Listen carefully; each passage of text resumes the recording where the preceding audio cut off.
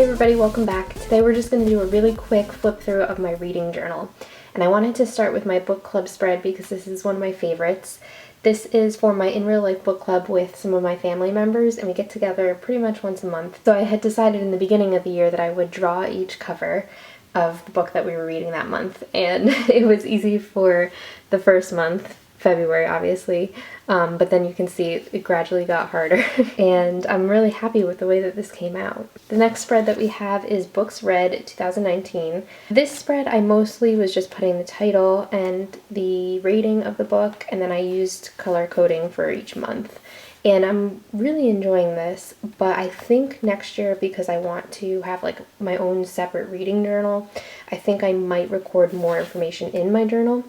I was doing this just because I was using the reading tracking spread that everybody on BookTube seems to be using, which I'll link below. It's very good. But I have been using that because I wanted to see like the pie charts and stuff that it calculates. But I'm thinking if I have a journal that's just for reading, I might put more information in it. You know, like the author.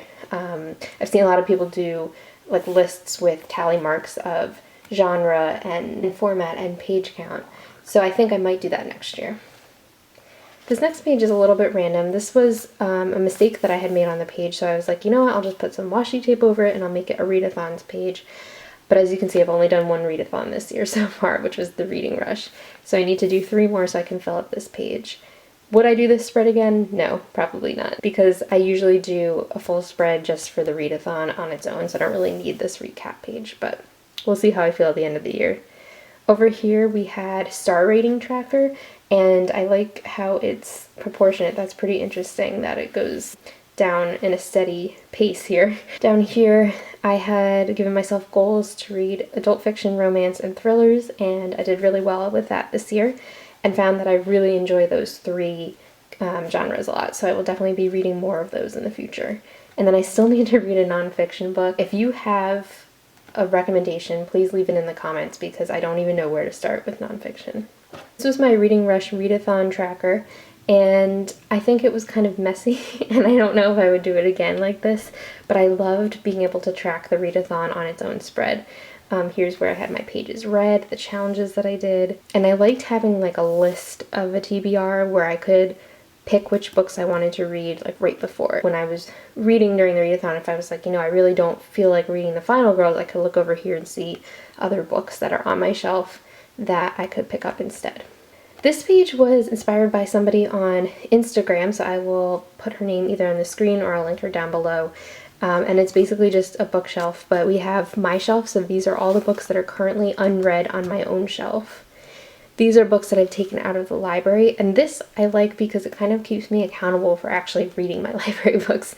And I only put the ones on here that I intend to read. Sometimes I take out extra books from the library just for Instagram pictures. But yeah, just knowing that I'm kind of writing it in ink makes me want to read it more. This one here is because I've been using the library a lot, and I wanted somewhere to kind of track which books I had out of the library and which ones were due when. So I did like an old-fashioned library card, and I have the due date, the title, and then R for returned. Originally I was doing this in erasable ink, but then I thought it would be good just to see how many times I renewed the book. So like here I renewed it once, and then I put the new date here. But I just thought this was so cute, and I'm going to do it for every month. Now over here I tried to do a fun tracker for tracking my reading. This was after the Reading Rush, and I was so motivated to keep reading a lot. And then, as you can see, nothing happened. I read, what, 50 pages here, maybe like 30 pages there. But I did read today, so I am going to update that. Then we have words that I saw when I was reading that I wasn't sure what they meant and had to look up. And so I kind of was keeping track here. I also have been writing which book that they came from and the page number in case I ever want to look at it again. Fellow Ravenclaws, you might want to borrow this spread. Here's another page that I was trying to do recently. I was having trouble rating some books, and so I decided to make a system to help me find the start reading. And I had done this when I was book blogging back in the day. So I have the world, the characters, the plot, the style, and the pacing, and each one gets a 1 through 5 score. So like you can see, Sorcery of Thorns, I enjoyed the plot more than I liked the characters, and I enjoyed the pacing more than I liked the style of writing. And so at the end, I calculate the number, which was 15, and then I go here on this scale, and a 15 was 3 stars. But because in my heart I didn't love it as much as I was hoping, because it was very hyped up, I would say it would probably be more like a 2.5 to 3. But this kind of helps me with Goodreads because there is no 0.5 on Goodreads, that I can say, okay, it's either a 2 or a 3. So, like at the end of reading From Lukov with Love, I was like, oh, I'm obsessed with this. I want to reread it again. I love it. But once I kind of looked at the breakdown, I realized, you know what, maybe it is more of a 4 or a 4.5. So this really helps me with books that I'm not sure what I want to read it. For Call It What You Want, I knew that I loved it. I knew that it was a 5-star for me, so I probably didn't need to write it. And I'm probably only going to use this for books that I'm unsure how to rate in the future. That's it for now. Next year I'm definitely going to be doing a separate journal just for reading tracking. But let me know which spread was your favorite, and if you do any reading journal videos, let me know and I will definitely check them out.